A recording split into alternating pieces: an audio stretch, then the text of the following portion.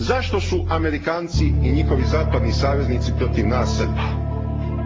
Zato što smo jedan mali, ali nepokojni narod.